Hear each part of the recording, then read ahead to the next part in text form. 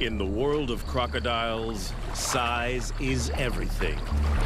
And this one is an absolute monster. At 6 meters long, he's the boss of a gang of reptilian killers. The gang takes down and takes apart any animal within their grasp. But everything belongs to the boss. He rules by sheer size and explosive violence.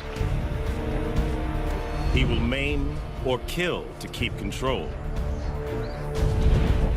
But this year, a young male takes on the brutal hierarchy of the Croc Ganglands.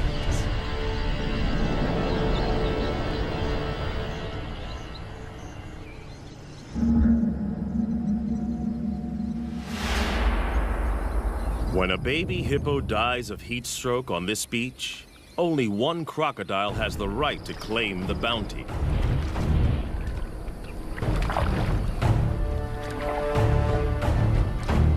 He is the Croc Boss, the godfather of the ganglands. In crocodile hierarchy, size is power. And for many, many years, his 1,000 kilograms has topped the scales. As biggest croc on the beach, all food is his.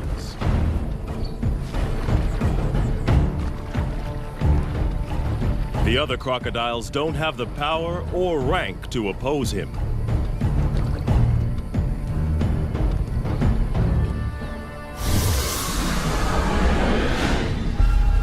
The boss didn't discover this carcass. One of the subdominant males found the prize.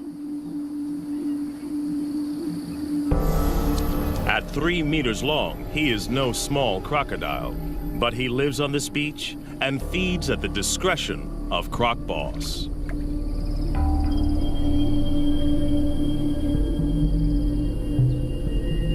All the smaller crocodiles understand the rules. They only eat if the boss allows it.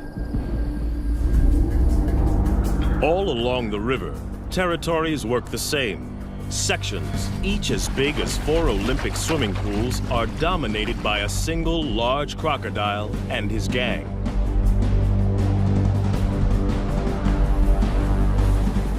Croc Boss is the biggest of them all. But for most of the year, there is a peaceful truce between him and the other leaders. Border skirmishes mostly occur during the mating season. Smaller crocodiles may join the gang as long as they obey 3 simple rules. Croc Boss gets the best food.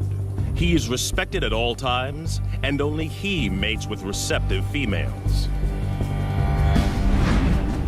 Gang members break the rules at their peril.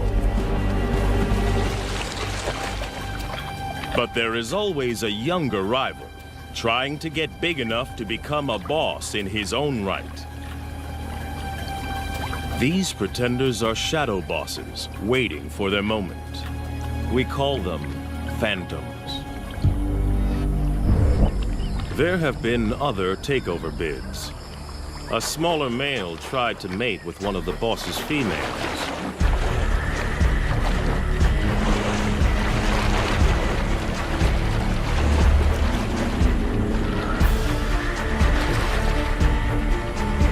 It was a reckless move.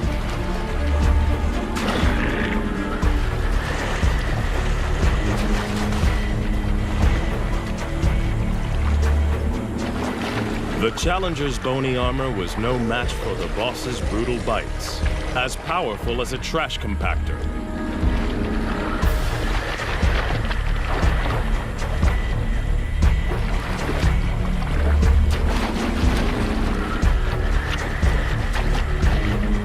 Discipline was swift and terminal.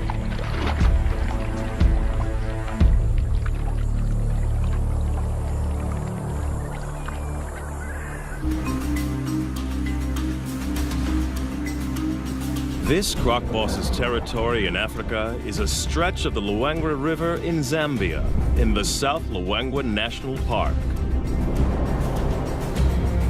It's a crocodile killing field, especially during the severe dry season.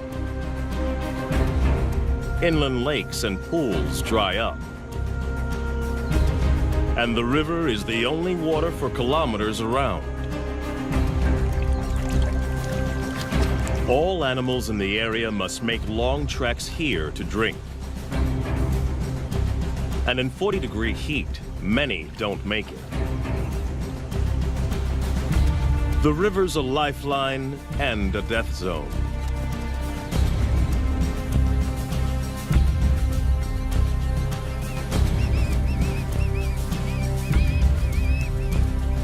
For the croc gangs, the living is easy. Even the smaller ones get to feed.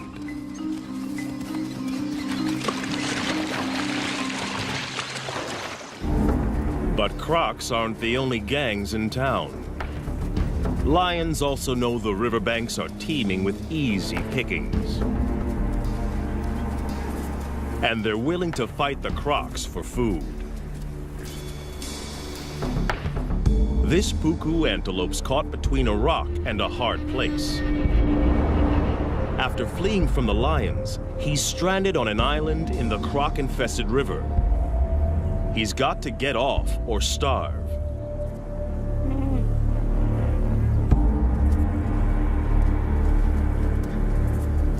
The lions won't swim after their prey.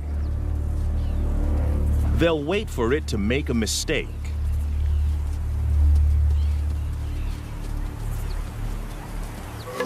The puku's biggest threat lies in the water.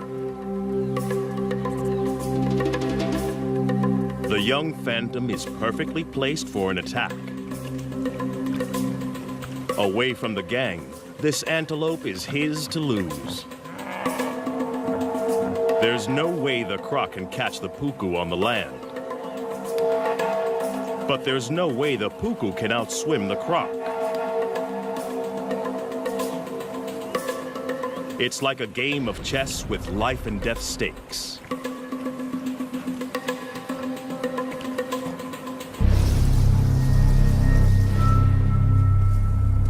The puku has to use the land to put as much distance as he can between himself and the waiting croc, and figure out the shortest swim possible. The croc must anticipate the puku's escape route.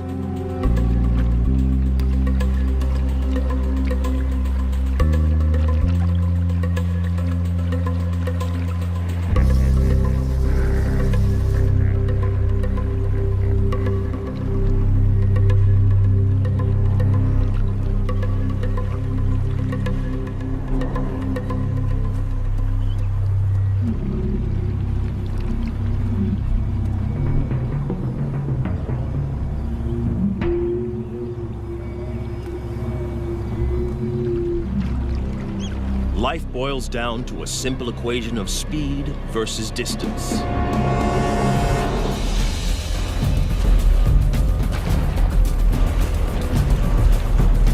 The croc submerges like a torpedo to reduce drag in the water.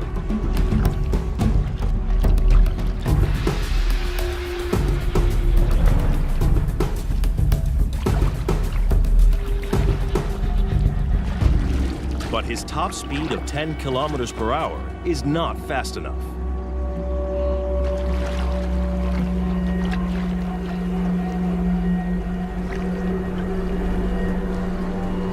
The puku's calculations pay off.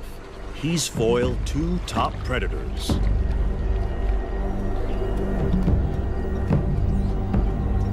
The young croc misses an easy kill.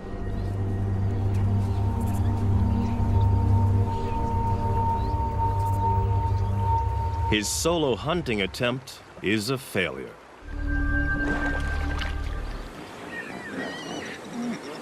But the dry season has another food bonus on offer.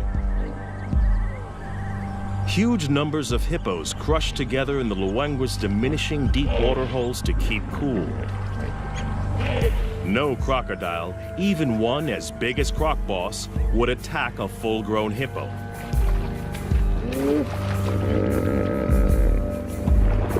They are way too big and dangerous to take on. A single hippo bite would destroy a big crocodile.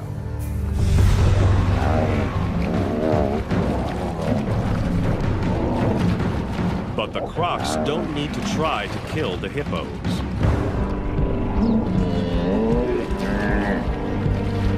In crowds like this, these aggressive 3-ton herbivores will often fight to the death.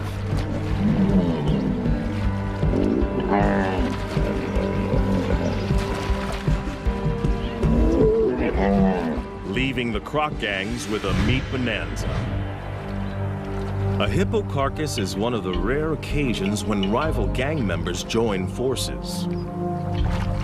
Up to 200 crocs from different factions feed together. In fact, this cooperative frenzy serves a useful purpose. Crocs' jaws don't move from side to side. When the carcass is in water, they need others to pull against to help them rip off hunks of meat. It'll take them less than 2 days to completely demolish a 1-ton hippo. With the most acidic stomach of any vertebrate, crocodiles can digest every centimeter of a carcass. And as usual, the final chunk of meat goes to the croc boss.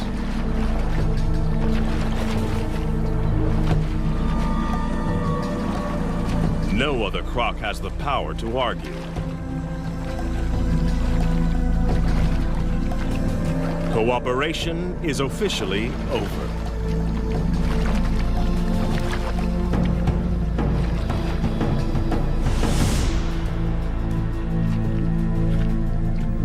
Back on dry land, the lion pride is also living well off the deadly dry season. There's no need to hunt when the scavenging is so good. They rule the riverbanks just beyond the croc's reach. They own this feeding ground, and the crocs know it. Even Croc Boss won't come up here to try to take this carcass off the lions.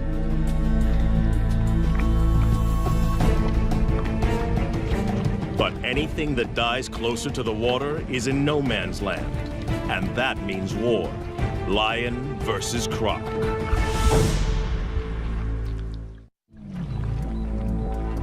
A dead elephant offers up a gigantic feast for the croc gang. They didn't kill it. The deadly dry season serves up another meat mountain. In this brutal time, even elephants are vulnerable. They need massive amounts of water, up to 200 liters a day.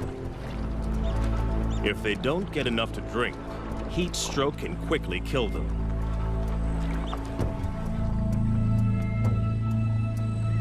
The crocs have the carcass now, but they don't own it. It's right in the conflict zone.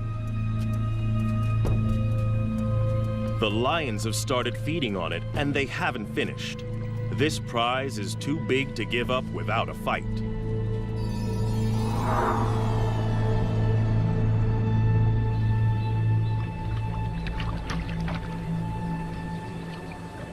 One young male wants more.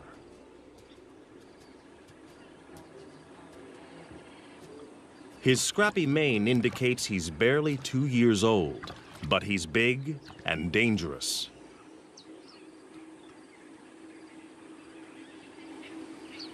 Most of the crocs know to keep their distance. Even this immature lion can kill them. But the inexperienced smaller crocs are willing to take him on.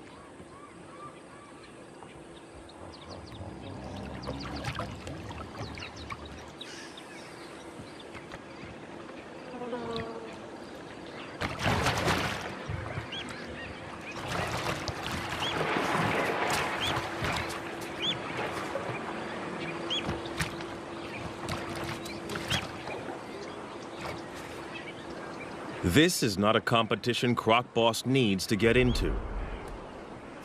The pickings are slim, and if the gang wins, the carcass is his for the taking anyway.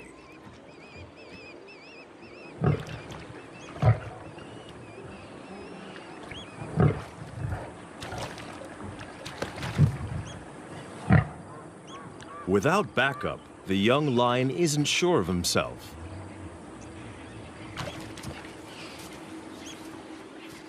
The crocodiles win today.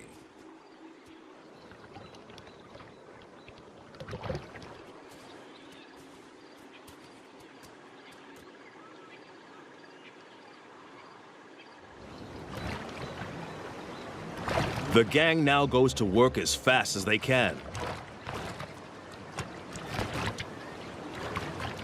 It's a race to rip as much meat as possible from the carcass.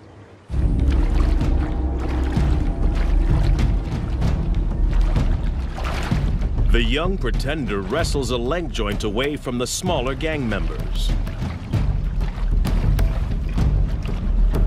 Aggression, theft, and brutality are the ultimate tools for survival. In crocodile hierarchy, bigger individuals are always looking to exploit the little guy.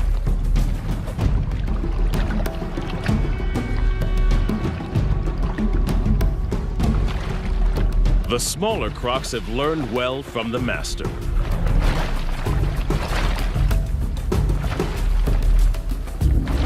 But there is only one master. Croc Boss comes to claim his dues.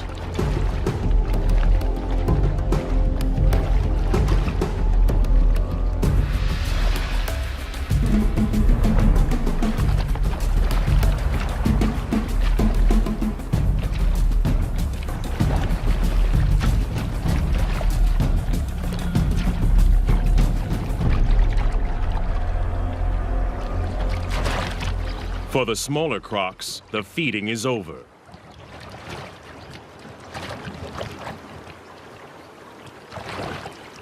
There is no way for the Phantom to mount a challenge.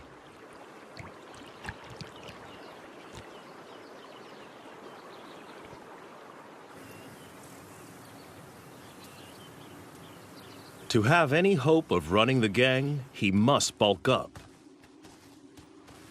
And he can't do that on leftovers from the boss. He's got to find his own food.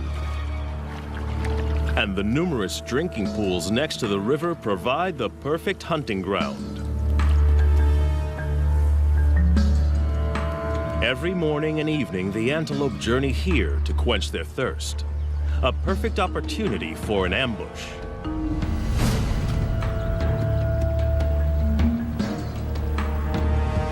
But the impala are on high alert.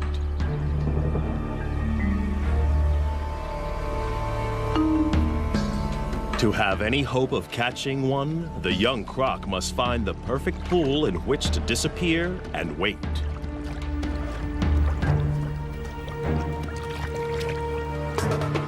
The impala are smart to the crocodile's strategy. They try to drink together where there's safety in numbers.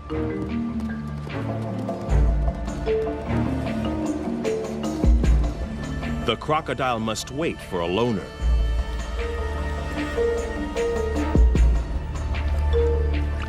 The trap is set.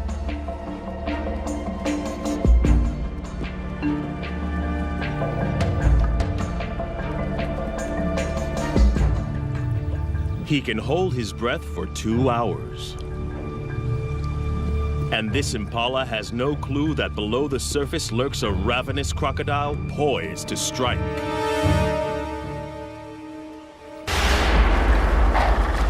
The young croc blows it. Impatience costs him a meal.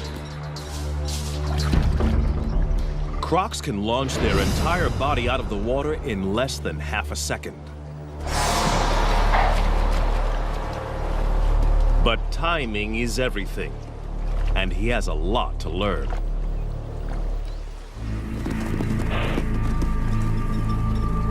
The prey is spooked. The hunt is over. It's a half chance for the lions.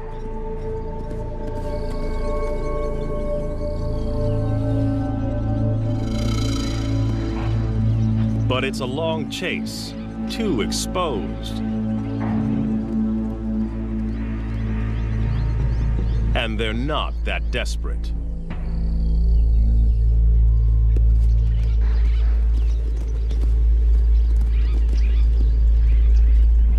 They don't have to try too hard. In the dry season, death is always just around the corner.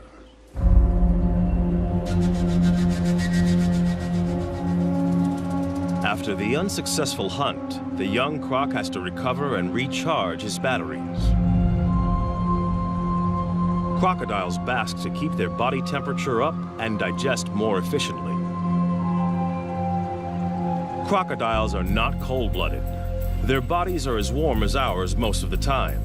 They just have to work harder to keep their temperature between 33 and 35 degrees. Phantom needs to regain energy.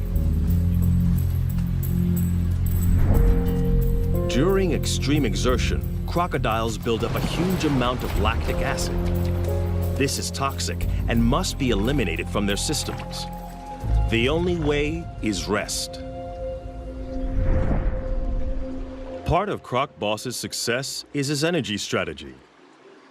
He lets the smaller gang members exert themselves. They work and he eats.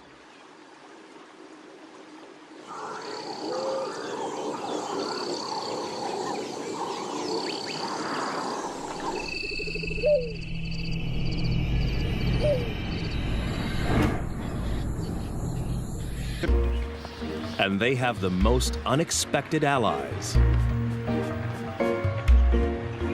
Water birds are usually fair game for crocodiles. But during the dry season, there's a truce. The birds don't fear the crocs. Instead, they collaborate with them. As water disappears from the inland lagoons, fish become trapped in the shallows. Jammed together, they are easy for the birds to catch. Every attempt nets a mouthful of fish. The crocodiles benefit in exactly the same way and work with the birds to corral the fish into ever tighter spaces.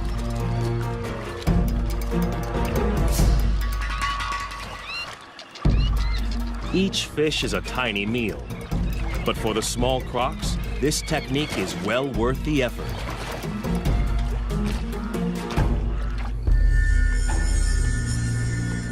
But for a monster like Croc Boss, chasing small fry is a total waste of energy.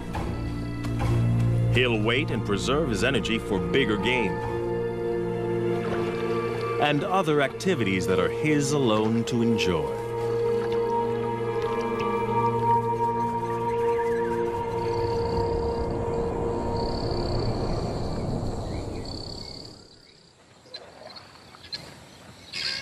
The dry season doesn't just bring a food bonanza.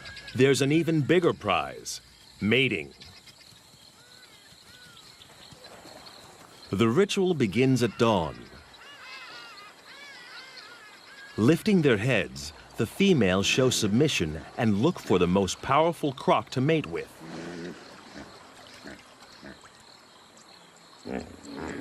The boss raises his body and literally stands out in the river. It's a visible sign of his status. By rights, all receptive females are his.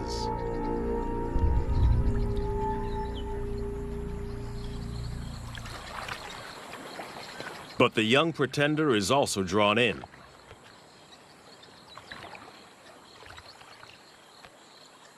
The females secrete a pheromone into the water. It signals they're ready.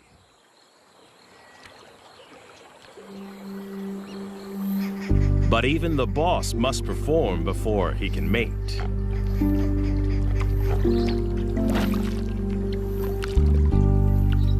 It's the only situation he cannot control. The final choice is made by the females. In mating season, females are permitted to wander through rival gang territories as they check out potential partners. The boss's head slaps and bubble blowing are the croc equivalent of beating your chest.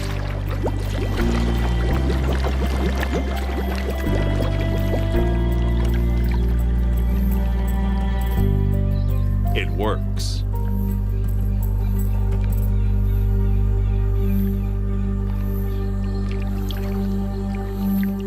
The smaller male can only watch. For a one-ton monster, the boss's mating ritual is surprisingly tender. He blows bubbles that delicately tickle the female's sensitive neck area.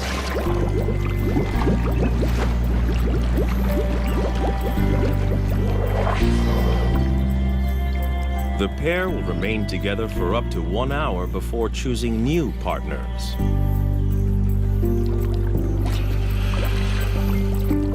But one smaller female is not prepared to wait.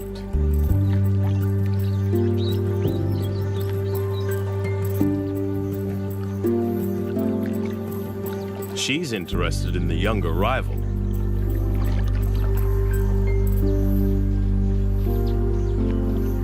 The boss's dance is coming to the end.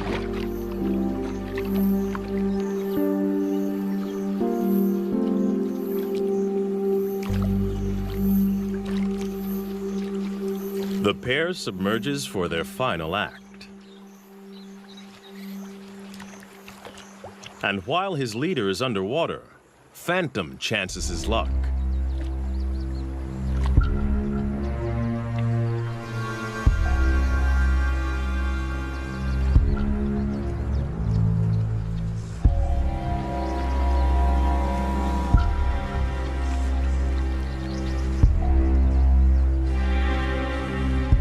But the boss didn't get where he is by being inattentive.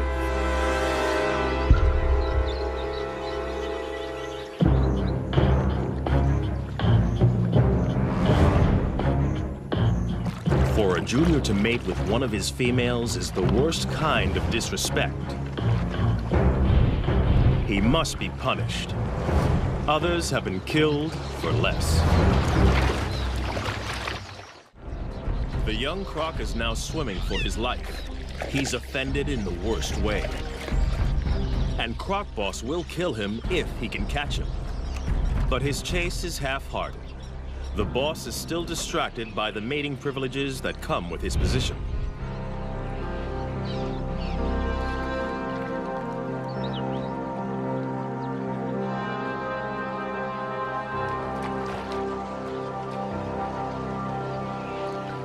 The young pretender gets off with a warning bite.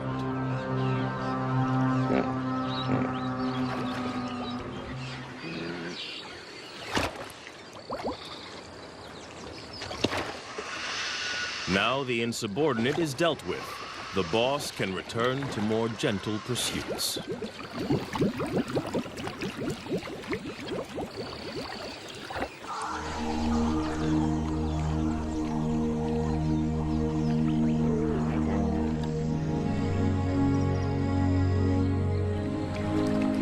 The right to mate is still a long way off for this young croc. He needs to grow. And to do that, he's got to grab every opportunity to hunt.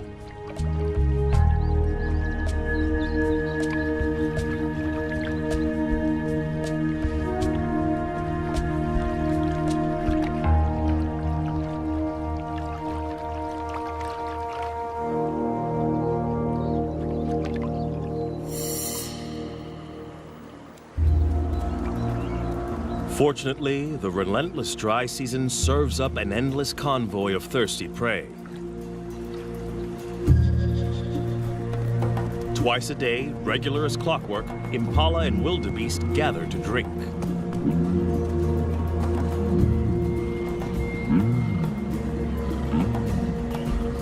It's another chance to make a kill.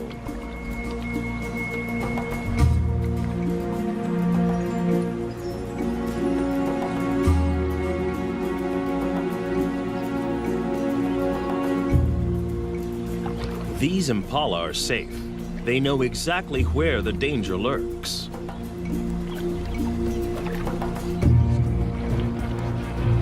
Some even follow the croc to keep an eye on him.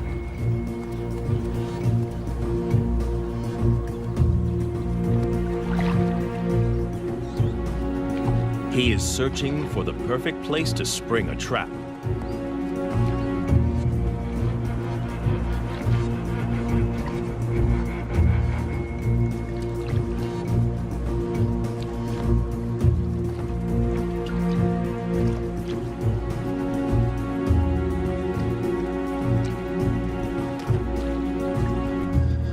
Even when he finds a likely pool, watching impalas raise the alarm. They snort to warn others to stay away from this drinking spot.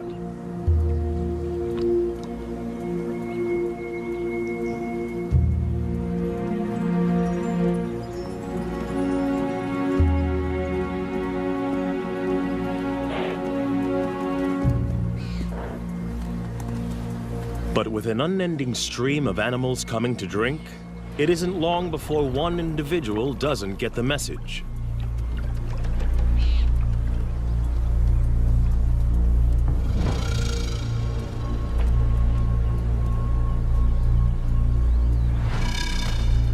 Even though this impala senses something, it's compelled to drink.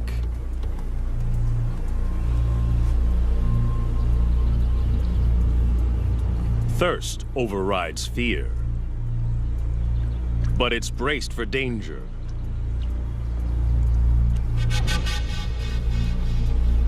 Every muscle is hardwired for escape.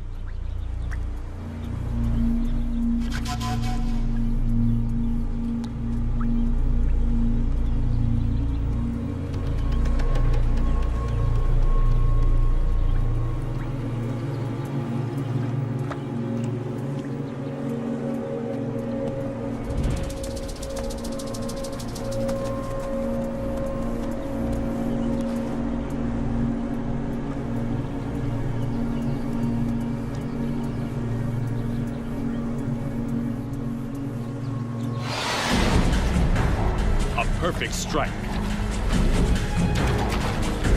But can the young croc hang on? For a second, it looks like this impala might escape. But it dislocates its leg, and it's all over.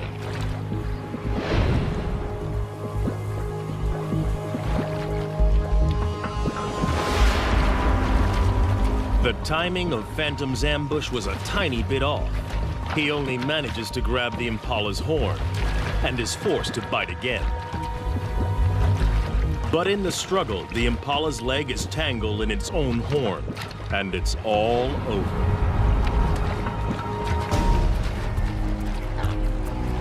It won't be a quick death. He will have to drag his kill into the deeper river to drown it. Ambush hunting is what crocs do best. But timing is everything. Phantom's first attempt was too rushed, and he lost his meal.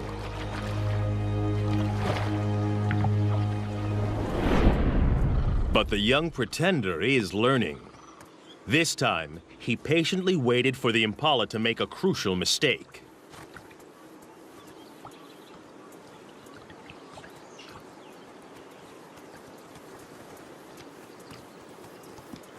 As the ram is joined by the female, he relaxes and drinks for a fraction of a second too long.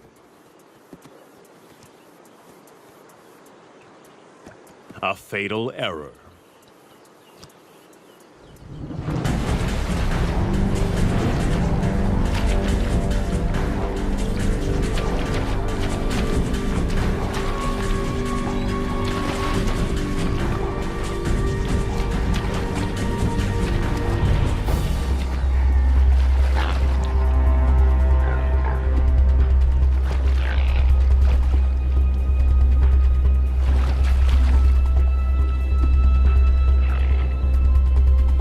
But the croc has made a mistake too.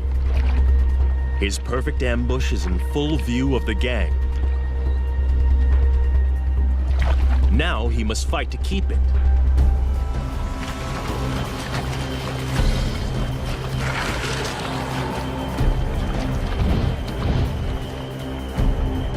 And the croc boss has also seen the takedown.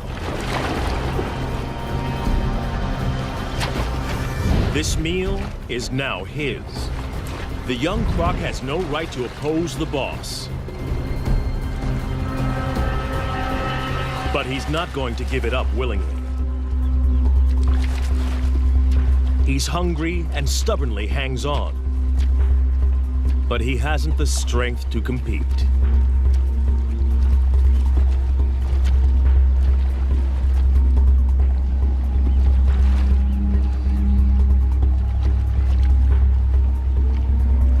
rest of the gang fights to get a bite onto the impala.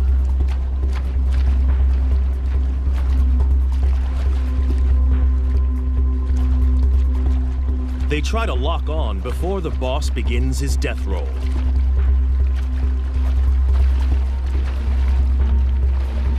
As the giant spins, he literally tears the impala to pieces.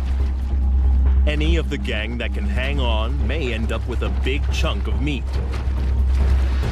The impala has gone from living animal to meat chunks in a couple of seconds. Some of the gang manages to snag a piece, but not the pretender. In the ganglands, catching the prey doesn't guarantee you eat the prey. Hunting and fighting are a major drain on a smaller crocodile's energy reserves. Phantom must rest to build up his strength.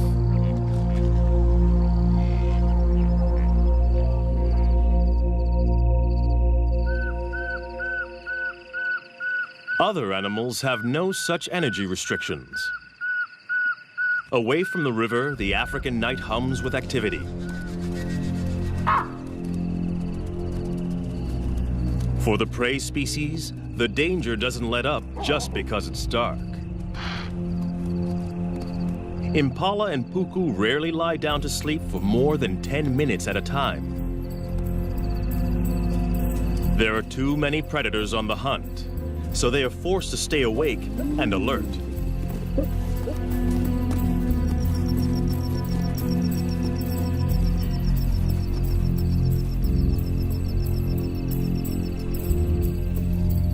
Lions take advantage when the crocodiles can't.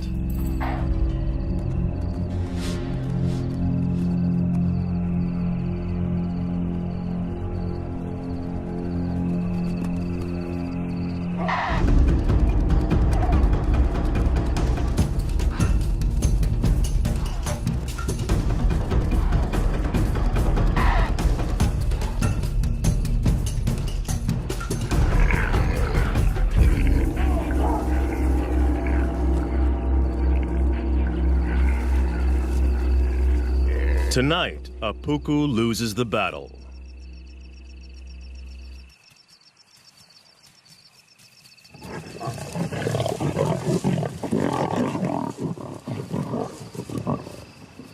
Dry season around the Luangwa River is not a good time to be a herbivore.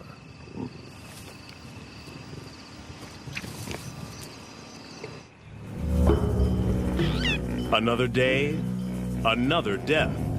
Another free meal for the croc gangs.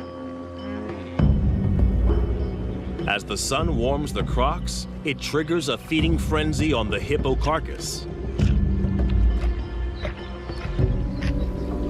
Crocs from multiple gangs wait in line to feed. Territorial differences set aside for the moment. Size determines the order, and the biggest eat first.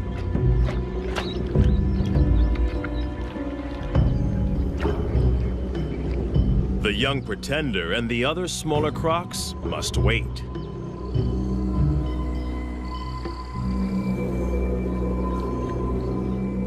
The boss has torn away a huge hunk of the dead hippo. And in a strange twist, he is now being harried by a living hippo. One of the few creatures that can kill a big crocodile. In a bizarre scene, the croc boss is being menaced by a huge hippo as he consumes his dead relative. At first glance, this looks like a challenge for food. But hippos are exclusive herbivores.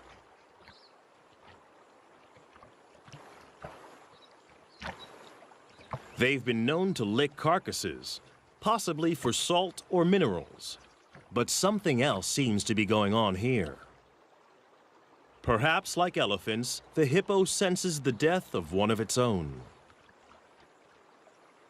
But it looks like the hippo is being aggressive. Perhaps this is some kind of primitive emotional reaction.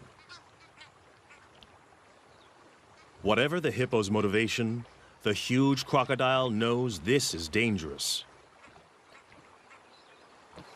With 50-centimeter-long canines and a bite force 27 times more powerful than a human's, this hippo could easily skewer the huge croc. For the first time in a long time, the boss is being pushed around by a bigger beast.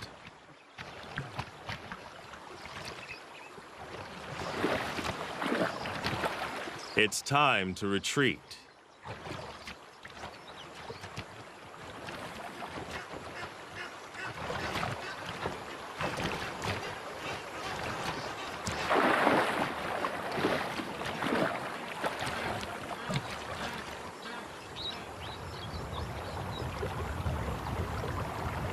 Success in a croc gang is all about being a consummate opportunist. And now the young croc sees an opening. A chance for food. Perhaps the possibility to gain ground in the gang. But the croc boss doesn't share. And this bid for food has been interpreted differently.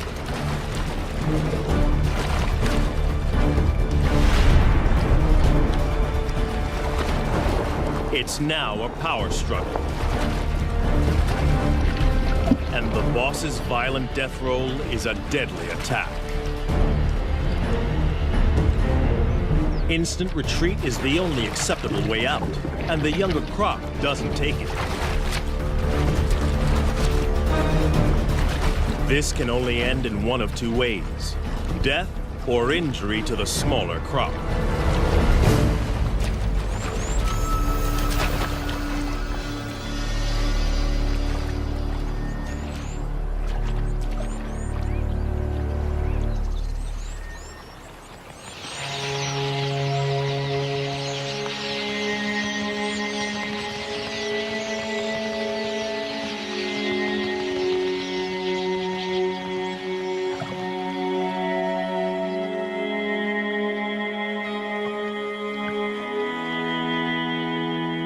He gets off lightly. He is alive. But it's still a disaster.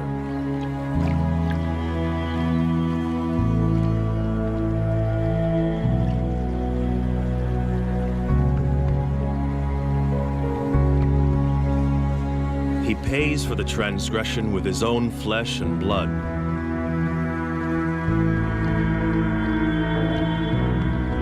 The monster croc ripped his top jaw clean off.